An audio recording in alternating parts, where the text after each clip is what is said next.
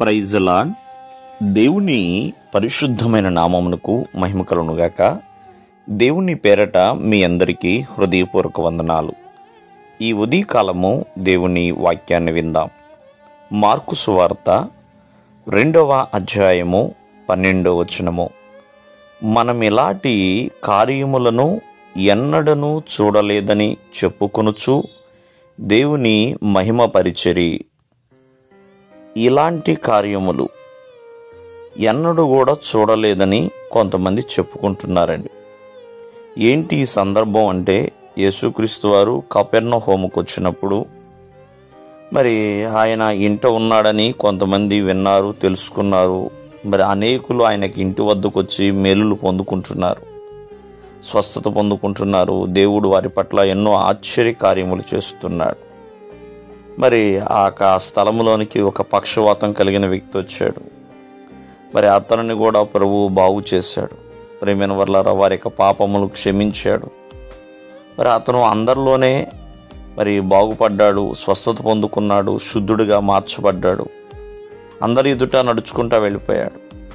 మరి అక్కడున్న వారందరూ కూడా యేసుక్రీస్తు వారు చేసిన అద్భుతాలు, ఆశ్చర్య కార్యములను చూసి మరి ఎంతగానో విభ్రాంతి నొంది, ఇలాంటి కార్యాలు ఎన్నడూ కూడా మేము చూడలేదే అని చెప్పుకుంటూ ఆ ప్రభువుని, ఆ దేవాది దేవుణ్ణి మహిమపరుస్తున్నారు. ఈ ఉదయకాలం ముందు ఒక విషయాన్ని మనం తెలుసుకోవాలి. ఎక్కడైనా దేవుని గురించి ఒక కార్యము మనం చూచినప్పుడు, ఎవరైనా చెప్పుకుంటున్నప్పుడు, వింటున్నప్పుడు ఇది దేవుని మహిమ అయితే ఆ దేవాది దేవుణ్ణి మహిమపరచాలి. చూడండి, వేరే వాళ్ళకి స్వస్థత వచ్చింది, కానీ చూచిన వారు ప్రభువుని మహిమపరిచారండి. కాబట్టి నీ చెవి దాకా రావచ్చు, నీ కంటి దాకా రావచ్చేమో.